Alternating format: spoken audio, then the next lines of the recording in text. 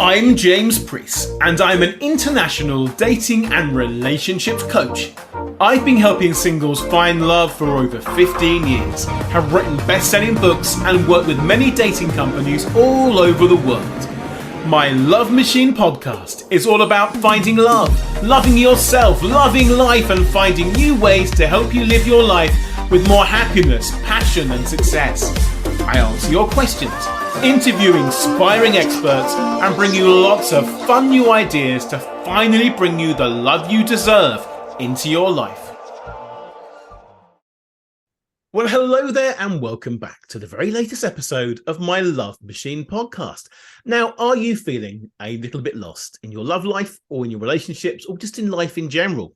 Some people find that connecting with their spiritual side helps them feel more connected to the world around them and to their own inner selves. Others find that it helps them to better understand their place in the world and to find peace and calm in their lives. No matter what your reason for wanting to connect with your spiritual side, there are a few things that you can do to help that connection. I'm a massive fan, for those that know, of the law of attraction and being in touch with nature, but there are so many other ways that you can do this. And to help me discuss this topic of how to be a spiritual badass, I've got a spiritual badass just to come and speak to me today, the wonderful Stephanie Jameson. And Stephanie is the founder of Divine Soul Journey, and she is an empath, a psychic medium, a Reiki master, an intuitive coach, a speaker, and an author of many different books. And through her intuitive work and coaching, she's committed to helping others connect with spirit, as well as offer guidance that can help heal inner child wounding, karmic patterns. And she is also a two-time best-selling author, and she is passionate about all kinds of transformation. Stephanie, how are you doing? Welcome. I'm doing good. Thank you so much for having me on. Thank you for coming on. I've seen what you do. I've read about you, and I'm absolutely very, very impressed with this because there are so many things we can talk about on here today, aren't there? Yeah, there are. And that means the world to me. Thank you very much. You're very welcome. So let's talk about being a spiritual badass. What makes you a spiritual badass, and how did you become one? Oh my goodness. It's so funny because as I was saying to you before we started recording, I'm going through my own little battle around, teaching others how to be a spiritual badass because just like so many of us on the spiritual path, I have had to grow through imposter syndrome. But I would say that what has gotten me to where I'm at right now is choosing love over fear and making it a thing that I do every single day. Choosing a certain vibration over another vibration, even when I'm triggered or even when I'm nervous or even when I'm stepping outside of my comfort zone, I have consistently trained myself to choose love over fear. And I feel like that is the ultimate, to simplify it for anyone who's listening. How do you become a spiritual badass? You start choosing love over fear, moment by moment, day by day. Easier said than done, though, isn't it? Absolutely. Absolutely. This has taken me years and I'm still a work in progress. Everyone is. I'm still a work in progress as well, because we're always evolving, aren't we? And we're becoming closer to what we're supposed to be. Yes. So you've been doing this for 5 years, you said to me before, off podcast. So what brought you into all this? Were you always interested in all these sort of things? Or I can see all your crystals behind you that people can't see. There's loads of crystals. Have you always been into that? So crystals, when I was a kid, absolutely, I was drawn to them. But what ultimately brought me into this is I was always a pretty sensitive kid. I am known as what's called an intuitive dreamer. So I would go to my mom and my dad and I would say, hey, I had this dream about so-and-so. And they would be like, what are you talking about? That person's past. Or I would know something that was going to happen and I would call my mom and I'd say, hey, I had a dream about this. She'd call me a week later and she would say, Stephanie, your dreams freak me out. So from the time I was a young kid through early 20s, I knew something was up. Of course, I was always drawn to healers and alternative, wisdom and holistic healing and all that stuff. It wasn't until I went through a pretty big spiritual awakening, a heart-opening experience. I went through my own catalytic awakening a few years ago that really helped me start to put all the chapters together and understand that I had always felt different for a reason, that I was here to teach other people how to choose love over fear, and really just kind of opened myself up in that way. It just kind of all happened when I went through a pretty big awakening. And how long did the awakening take? Was it a quick thing or take you a long time? I'm still getting moved through the awakening. That's what I You know? thought. Yeah, but the initial awakening, my catalytic awakening, I would say it was about a year, that first initial like death and rebirth, that death of the ego and heart opening experience lasted for about a year. Yeah. Wow. And what Yeah. caused that to happen? Can we talk So about that? yeah, absolutely. Several things that caused it. Just like so many people, I was choosing fear over love, and I was living in this fast-paced, crazy, chaotic, robotic, patriarchal, just go, go, go, do. And I wasn't allowing myself to slow down, and I was very disconnected from my feelings. I'm a recovering people pleaser, recovering, never allowed myself to have any healthy boundaries. I'm an overgiver, all that kind of stuff. And it got to the point where my body just gave out on me. I ended up in the hospital. I got really, really sick with a kidney issue. And the doctor said to me, like, what's going on? These type of issues are typically caused from stress. And so I was kind of forced to feel. I also had an individual from my past kind of come back in and reignite me and remind me who I was. And I got back in touch with myself. And then I just bam, bam, bam, bam, bam, the falling back in love with myself and understanding that love is one of the most powerful things that can transform you, because that's how I felt for this person. Beautiful friendship, beautiful soulmate connection. It was like the energy of love cleared my biofield, it cleared my aura. And as I got moved through that, the epiphany started coming and the clarity came, and my natural psychic abilities, which everybody on this planet has. That was my next question. Everybody has them, and you're psychic. I mean, I can tell just by talking to you, you're an incredibly intuitive soul, healer. You wouldn't even be doing the work that you're doing if you weren't. But the more I put things together, and the more I chose love over fear in my daily life, which started with me and loving myself more, the stronger my natural psychic abilities became. And then boom, before you knew it, I was doing readings for people, and I started coaching people, and it was just like spirit just pushed me. The universe just pushed me to get out there and start helping other people navigate their awakening. That's how it works. People are aligned, aren't they? And people Yes. find you when they're ready. And I find that even from the podcast, I connect with some amazing people just like you to do this, who at some point I'm sure we'll do more things together. That's what happens. That's how the universe works, isn't it? Yes. But I can read people very quickly. It's maybe is a psychic gift, I don't know, but I can read them as part of my job. And empathy is very much an important part of that. And I know what they're thinking, what they're going to say, and I know these things. And that's an important part of this. But it seems to me you are blessed with many different superpowers here of all these things, more than most people. I'm learning. I struggled with, and this is something that I'm very transparent about. I suppressed my intuitive abilities for a long time. I was taught, I grew up in a household where I was taught to think, not feel, and so I suppressed a lot of that. And as I've grown, specifically over these last 5 years, I've learned that, I just don't fit in, and there's a reason. And it's because I'm typically the girl who makes people feel. I'm the person who encourages you to live from your heart and not your head, and encourages the slowdown. And so, spirit definitely is pushing me to teach people that not only is separation an illusion from one another, it's an illusion from spirit, because we're already connected to them, and it's through that energy of love. And I'm sure you can tell by all of the guests you're having on your podcast, there's a massive awakening happening on this planet. Massive.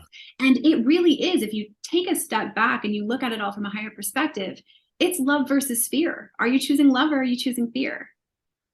It's the age of Aquarius, they used to call it, didn't they? Absolutely. That's it. Yes. And I'm an Aquarian. So I love that. It's always resonated with me, and that they talked about this for some time, and I feel this is happening. There is definitely a shift. I had a wonderful guest on the podcast a couple of months ago, and her belief is she's an alien from another planet, and she's probably a starseed. Exactly. So you understand that straight away. That's the word. Of course I understand that. Yes. Of course you do. And I didn't know what that was, and I started Googling to see what these things were. I thought, hang on a minute, I'm reading all these things. And she was telling me stuff. This sounds like me. And I was reading it. Not that I believe I'm some sort of alien from another planet, but I think we're all unique in some way, and we all have magical powers, and we all can do things. Absolutely. I mean, this place is nothing but a big school. That's all that Earth is when you start looking at it and calling it Earth School. That's what I call it. We come here to learn. We come here to serve. And we come here to break our patterns and to unlearn our limited beliefs and really realign with who we truly are, which is love. We are love incarnated. And when we really understand that, and when we really own that, we start to realize how limitless we really are. But it takes a lot of healing and really unlearning that conditioning that we've all been exposed to. Yes. And we touched upon in your introduction inner child healing there as well. And that is a common theme that happens on my podcast. It's talked about a lot when it comes to dating and relationships, because people make bad choices because at some point they had some sort of trauma or bad experience when they were younger. Yes. So how do you get over limiting beliefs, and how do you stop yourself believing negative things are going to happen? Yeah, so that is a loaded question, but I will let you know some of the things that I offer to people. So one of the things that I had to do, and this may or may not trigger your listeners, but you have to learn how to be alone first. You have to learn how to align with your own vibration, and, God love and God bless mom and dad and everyone else who has been around you. But you have to really be able to remember who you are before people told you who to be. So that's one way to do it. You have to go, does that true? Do I resonate with that belief? Or is that because I was raised to believe that, right? Or because that's what society has told me? Number two, inner child work. It's non-negotiable. You have to start asking what that little girl or what that little boy inside of you is needing. And you have to honor it, and you have to cherish that. And they'll guide you every single step of the way to get you down the path that you're meant to go. You have to be willing to release other people's stuff and see your own patterns around unlimited thinking. And a little perspective shifter here with going back to what I said, we are love incarnated. To simplify that, love isn't logical. Love has no bounds. And the more you start seeing yourself as the energy of love, and really start seeing how when you are in the energy of love, you attract what it is that you're desiring, it changes everything. It changes everything. You're so right. It's about, you mentioned about vibrating at the right frequency as well. It ties into that. And people recently in the last few years have had more trauma than ever before. We've had lockdown, we've had pandemics, we've got wars going on around us. It's a very difficult time for many people. Yet there is an awakening, like you said, going on. Yes. If people are feeling locked down, should we say, in themselves, how do they overcome that really? Because it's very easy for us as coaches to say, well, do this and do that, but they have to find us in the first place and be ready for that. But what can people do if they're feeling very low? If they're feeling really low, you have to, by moment, offer yourself grace and offer yourself compassion, because I know that, depression, anxiety, those are all symptoms of the awakening path, and they're unavoidable. Your emotions are energy in motion. Your emotions show you, they are the map, they are the indicator to what is going right in your life or where you are out of alignment. Mm-hmm. So honestly, if you're feeling low, you have to slow down and just don't judge yourself over it. You're feeling that emotion for a reason. What needs to shift? What needs to go? That's going to be a nice question for yourself to go, well, why am I feeling this way? Don't stay in it. Don't dwell in it. Use that emotion to pivot to where you need to go next. Absolutely. It serves a purpose, doesn't it? The feelings you've Absolutely. got. And you can learn from that. I think it also goes hand in hand with what you said, being okay to be on your own and realizing that you're enough, and realizing you don't need to find somebody, you can just grow yourself. But I think people are more open now to self-improvement and working on themselves than they were before. I think it's necessary. And with this age of Aquarius, that's what this is all about. This is all about stepping into your divine feminine and your divine masculine energy. Yeah. I know it's not about choosing one or the other. It's about coming into sacred union with yourself. And when you do that, when your head, the divine masculine, when your heart, the divine feminine, are in balance with one another, as within, so without, you automatically start to attract and vibrate, at the higher frequency you mentioned, and you start to get and align with what you came here to align with. But you just have to come into sacred union on your own first. And it's very challenging. It was a very lonely path for me. Sometimes it continues to be a lonely path. It's getting easier. But yeah, it is. And for some reason, I feel like I want to say, stop trying to fix people. That's a big one as well. Yep. And stop hoping people are going to fix themselves as well. That's another thing. People aren't going to change. You're right. A lot of people try and mother and try and save people. And I call I it a get it. Superman complex. A lot of men want to save women, and women want to mother a guy just to bring out the best in them, and that doesn't work either. Right, but that usually, and I was guilty of that. That's that people pleaser. I wanted everybody to feel good, but I was a disempowered empath. I was not an empowered empath, and so I tried to fix. I attracted people who needed healing, and I was like, if I can make them feel better, then everything's going to be okay.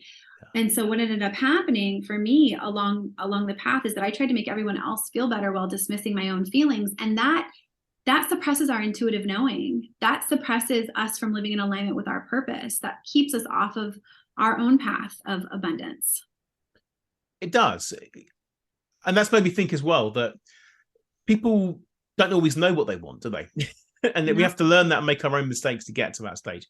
And absolutely, I have the abundance mindset and realize that there is hope in all different ways, what you're trying to attract out there. that abundance is different for everyone. For one person, it may be a relationship, and the next person, it may be millions of dollars, and both are okay. What are your thoughts on the law of attraction in general? Because people say, well, I made these wishes, I'm going to get to university, I'm going to make £1 million and win the lottery. It's not how it works, though, is it? People misunderstand. It's not how it works at all. Just like, this is perfect. This is a perfect pivot. You have to become the energy that you're wishing to attract. So you can wish all day long, but until you become a conscious co-creator and start seeing yourself and visualizing yourself and using that God-given gift of imagination to align with that version of yourself and actually do the inner work to align with that, you're not going to get what you want. Even just, I'll use myself as an example. A few years ago, that version of Stephanie wouldn't have even been brave enough to come on and speak with you on this podcast. I had to do a lot of inner work around being able to be seen and to speak my truth and to know that I'm a badass coach and to know that I've done the inner work to help people do their own inner work. So I had to come into alignment with that vibration before those opportunities were even presented to me. You mentioned also off podcast that you get imposter syndrome sometimes as well. Absolutely. And this is the opposite of that. And I get that as well, which is why I'm bringing it up now, rather than making you feel bad.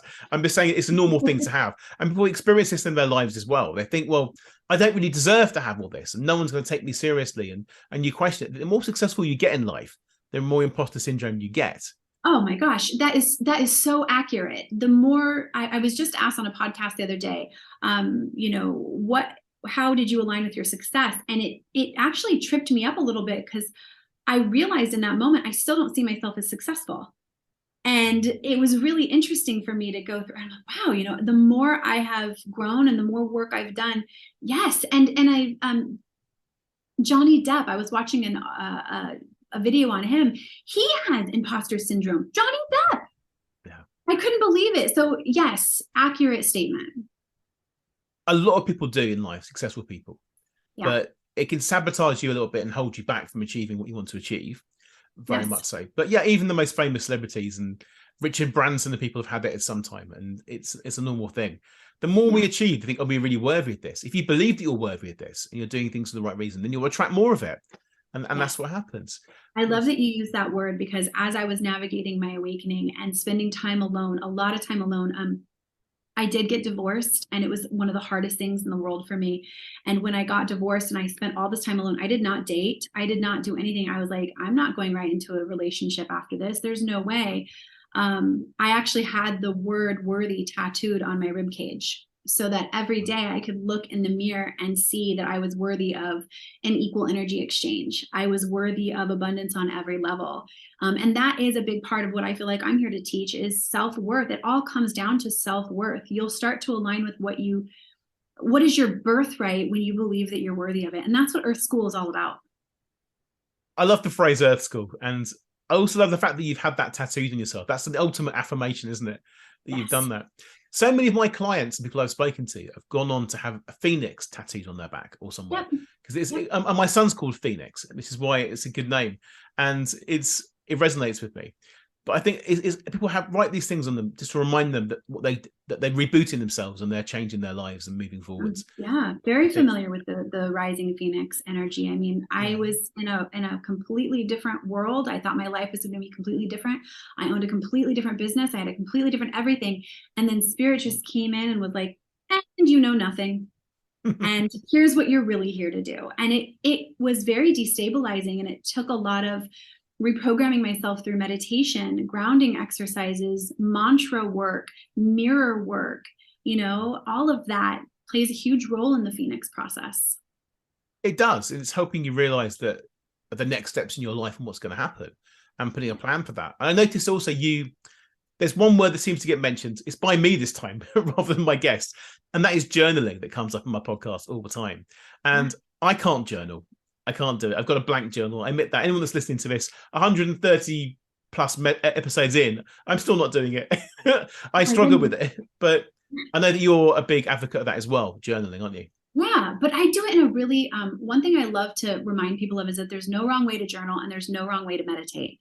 If you're going into it with that attitude, you're going into it with the wrong attitude. Reset yourself and just, align with it when it feels right, because you don't want it to feel like a chore. So my journaling process actually started when I was meditating. Mm-hmm. So when you're meditating, obviously you're seeing things, you're seeing colors, you're seeing shapes, you're seeing, all kinds of stuff. I just started writing down everything I was seeing, hearing, experiencing. And those, I think, gosh, by the first year and a half, 2 years, I had 6 or 8 journals. And that's what you see those are my first 2 books. Wow. I just wrote down everything I was experiencing so that my logical mind stopped thinking I was crazy.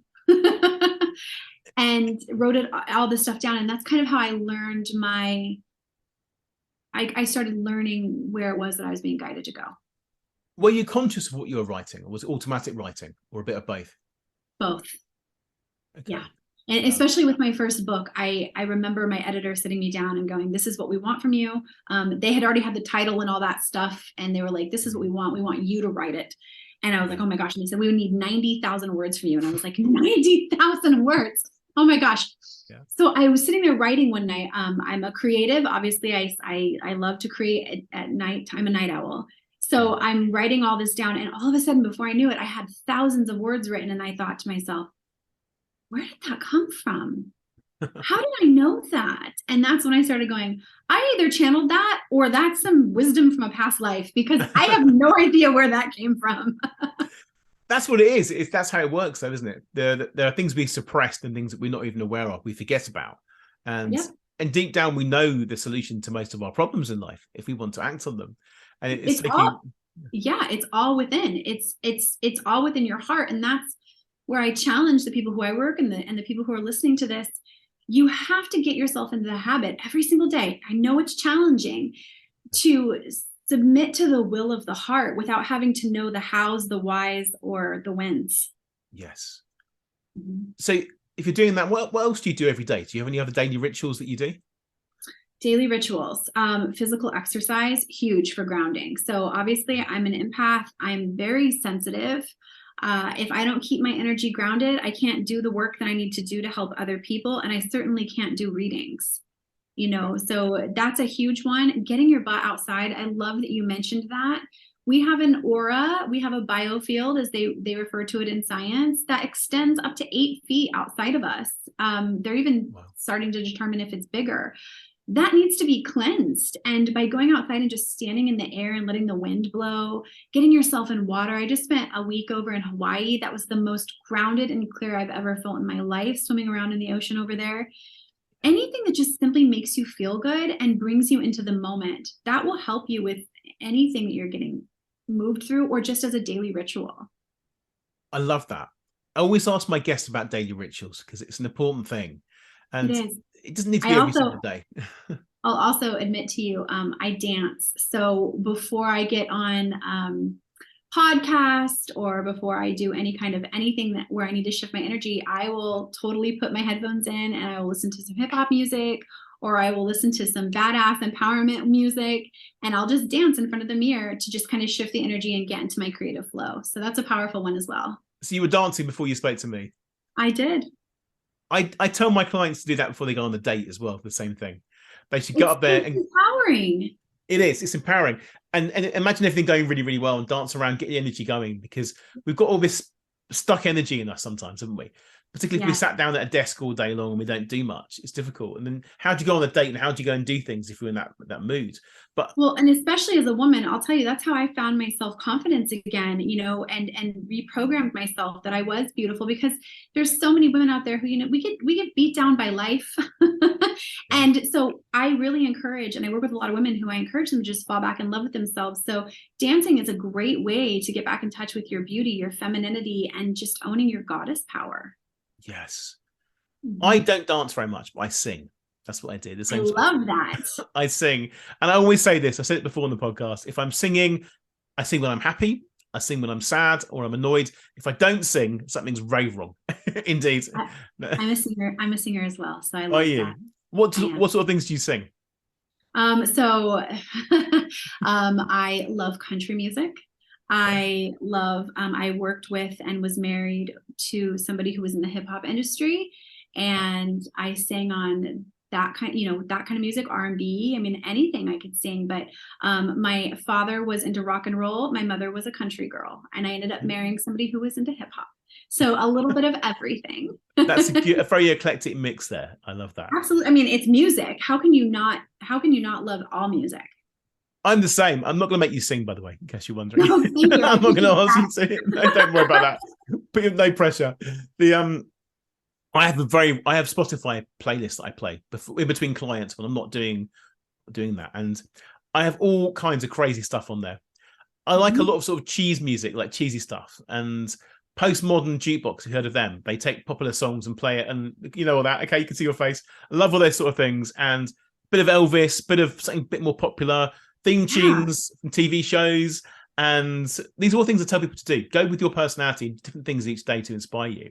And show tunes and things like that. I love these things, musicals. I love show tunes too.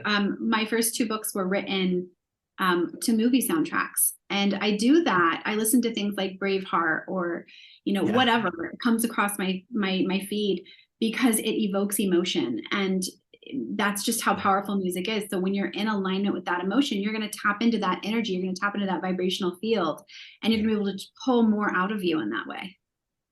I completely agree with you. That's what I do, which is great. Yeah. We're going to run out of time. I'm going to have to ask you some more questions, because I know we only just started to talk, haven't we, really? This could be a very, very long chat. But how exactly do you work with spirit then in your mediumship? Do you talk to them directly? Do they give you pointers? How do they help you? Yeah, so I'm a clairvoyant. I'm clairvoyant, clairsentient, clairaudient, claircognizant. So we all have 4 clairs. And clairvoyance is one of my absolute strongest abilities, as well as clairaudience, clairsentience, because I'm an intuitive empath, and then my clairknowing. So they, the best way I know how to describe this is that they typically come in when I'm working with somebody. They'll typically come in on the sides. I know this kind of looks a little weird, but they'll come in on the sides. And I'll have people who have passed, who have come over just to say, hey, you're going to be reading my so-and-so here tomorrow at noon. Let her know I'm here. And then they'll deliver messages, and that way they'll see it in my mind's eye. I'll hear them. I'll feel energy, and then I'll know. So I've learned how that spirit likes speed, and so I read them pretty dang quickly. Wow. So they come to you then. You're not seeing them around that person. Well, that's I do a lot of web work, but I do see them around people. Yeah. But I see it more as energy.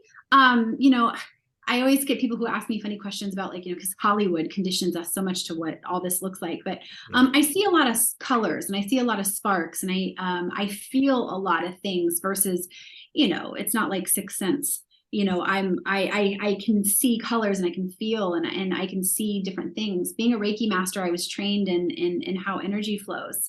And so it just kind of started it started when I was a kid. I would see white sparks around people, blue sparks around people, pink sparks, yellow sparks, all this stuff. I just didn't know what it was until I got older, and I started realizing that it was energy and honestly, angels. Very, very real. So you see angels as well? I see the colors of angels. Okay. So, what colors are they then? Just generally all different colors? Absolutely. So for example, Archangel Michael, you're going to see blue sparks. Archangel Metatron, you're going to see purple sparks. White sparks are typically your spirit guides. I would encourage anybody who's interested in this to just go and look up the 7 rays of light. and you'll be able to see, and kind of dive in and go down that rabbit hole. So. Okay. That is quite a rabbit hole. And that's probably It another is a very conversation. rabbit hole. Definitely not time for this conversation. No, it's not. I've got so many questions based on what you just said based around that, but they're not particularly relevant to this. But I just want to know more about this, but I'm not going to ask you now because we've run out of time. Reiki itself. I've always been unsure about Reiki, if that's a real thing or not. But someone did it to me once. They gave me a little demo and they told me something very nice about myself. And I've always chosen to believe that it's real because of that. They said, always be looked after, always be okay. That's what they said to me. That was what they picked up from this. But I don't really understand how moving air around, I know it's to do with the aura and stuff, isn't it? How exactly does, in a nutshell, how does Reiki work exactly? And is it a load of... I love this. This is wonderful. So yes. Reiki energy is just simply channeling energy that's already flowing down through our crown chakra. It flows out through our heart and then out through our hands. So Reiki healers are literally shooting energy out, which you can do it as well. When you're meditating, I encourage you to pay attention to your hands. If they heat up or if you feel little tingles, that's the indicator that the energy is moving. We can all do this. And so what they're doing is they're just simply moving stagnant energy around, whether they're using their hands or if they're choosing to use different like tuning forks and tuning tools. You have to start thinking of yourself as an instrument. And that's what this body is. You're just energy. And what do all instruments need? Tuning. And so when that energy is moved out, when that biofield is clear, you'll start to go either through your spiritual awakening, or you will start to see things more clearer. Your natural intuitive abilities will come out, or your life purpose will be sparked. Reiki completely and totally changed my life. I don't practice Reiki for the public anymore. I've been moved towards doing coaching and motivational speaking and that kind of stuff. But that's how I started. I went through this awakening, and then just one day I just simply found myself at a Reiki studio, and I was like, help, what's happening to me? That's incredible. Okay, yeah. I need to look into that a bit more then, I think. Absolutely. You should totally do it. And, if you're ever interested, get trained in it because it'll change your entire perspective on energy. Yeah. I know people believe in chakras and all different things like that going on. There's a lot of things that are very similar, but they're all the same thing under different names, aren't they? And yeah, it's all, we're just energy. And the more in balance you are, and whatever resonates with you, the more in balance your life is going to be, the more in balance your relationships are going to be, the more in balance you are with your own energy. I always call it energy. I've seen this online and I just resonated with it for years. It's your inner and then G. So it's your inner God, it's your inner goddess. So if you're in balance with your energy, like you are good, you are in a spot where you're grounded and you're manifesting and you are living in alignment. That's amazing. So what is the easiest way? I think meditation is a key theme you're talking about here. What is the easiest way for a beginner to start meditating and to do all this? Oh, sure. Binaural beats, or just go to YouTube and type in, root chakra meditation.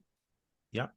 If you want to do a guided meditation, fantastic. If you're scared that you're going to be doing it wrong, or if you want to do a regular meditation, 7 minutes a day, just start really, really, slow. If you are questioning your meditating abilities, then just start visualizing, getting yourself in the habit of just like closing your eyes, listening to binaural beats when you go to bed, and then using that time to visualize the life that you want to achieve. When you do that, it kicks in your imagination. It activates that third eye chakra, and you'll just naturally start receiving downloads. So it doesn't even have to be this, oh, I'm tuning in and I'm going to try to get messages from spirit, because we all get messages from spirit in a completely different way. It can just simply be, if you're just starting, it can simply be you sitting down and just starting to visualize with your third eye. Amazing. I remember 30 years ago at university, I'm showing my age now, aren't I? Maybe 10 years ago at university, I'll change that one. I used to buy these cassette tapes through the post, and it was binaural beats. It was like meditations and hypnosis and things, and the beats were going through. And then over the years, I've looked at that on YouTube. So I'm going to have my own meditations next year, or I'm going to be reading them out for people. But I know you do that already. You've got guided ones on your website, haven't you? I do. And I'm getting ready to do even more. I'm at this you've met me at this really interesting pivotal point on my journey where I'm being asked to level up and speak more and teach more and help as many people as I possibly can. And downloaded meditations, that's just a part of that. That's why I do this podcast, just to help more people and reach them. Of course it is. You're a healer. That's exactly what you are. You're a healer. You're highly empathic. You're very intuitive. And that doesn't surprise me at all about you. I'm not sure what to say to that, because it's almost like imposter syndrome again, isn't it? I believe all that. It's nice to hear it from someone that knows what they're talking about. It's like reinforcement. So I appreciate that. Thank you for that. I'm grateful that you said that. But we do unfortunately need to sort of round this up now a little bit, because we're at the end. And I want to keep talking to you, but I know it's early for you in the day. You've got a very busy day ahead of you, so I won't keep you. If someone wants to find out more about you and all the wonderful things that you do, how do they do that? So I gave you a couple of free gifts. There's a 30-day mindset journal for anybody to download. That journal kind of takes you through the process of what I got moved through in my initial awakening. So that's available. There is a guided meditation as well, but it's just divinesouljourney.net. You can find me there. And then my Instagram is just Divine Soul Journey. Amazing. I will put the links to all these things in the podcast notes, but sometimes some of these companies don't show them.